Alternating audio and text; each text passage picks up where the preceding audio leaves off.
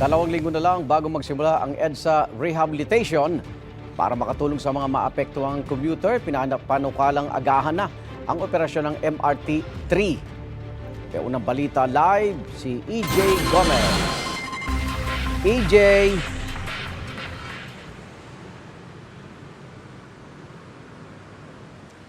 Igan, bahagi ng EDSA Rebuild ang planong mas agahan ang biyahe ng mga tren dito sa MRT.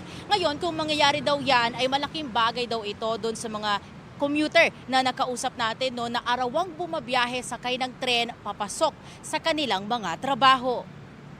Pagbubukas ng 4 a.m. Madaling araw umaalis ng kanilang bahay sa Quezon City ang construction worker na si Wilson para pumasok sa trabaho sa Makati City. Inaagahan daw niya lagi para iwas traffic. Kaya approve daw sa kanya ang plano ng Transportation Department na mas agahan o gawing 4:00 ng madaling araw ang pagbubukas ng MRT mula sa kasalukuyang 4:30 a.m. Mas malaking bagay yun kasi maraming maga pumapasok eh.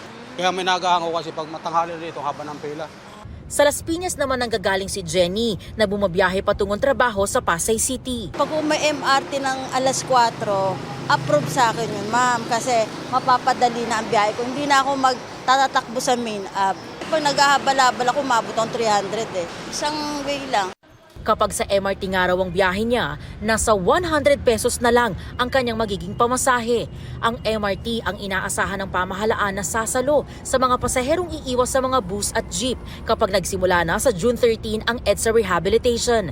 Dahil sa inaasahang dagsa ng mga commuter sa MRT stations, tinanggal na ng Transportation Department ang mga X-ray machine para mapabilis ang pila ng mga pasahero. Mayroon namang metal detector at bomb sniffing dog para magbantay sa seguridad ng mga istasyon. Magdaragdag din daw ang pamahalaan ng mga bus sa EDSA busway. 8.7 bilyong piso ang pondo ng pamahalaan para sa EDSA rehabilitation na inaasahang matatapos sa 2027.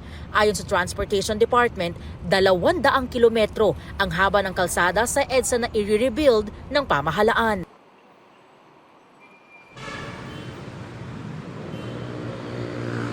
Igan, sabi ng ilang commuter na nakausap natin, talagang magandang bagay daw yung mas maagang pagbubukas ng MRT stations. Pero sana raw mas marami pa ang tren at yung walang aberya na posibleng maging sanhi ng pagka-delay sa kanilang mga biyahe o di kaya naman yung pagka-late daw nila papasok sa kanilang mga trabaho o papunta sa kanilang mga destinasyon.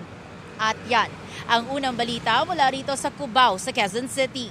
EJ Gomez, para sa GMA Integrated News. Igan, mauna ka sa mga balita, mag-subscribe na sa GMA Integrated News sa YouTube para sa iba't ibang ulat sa ating bansa.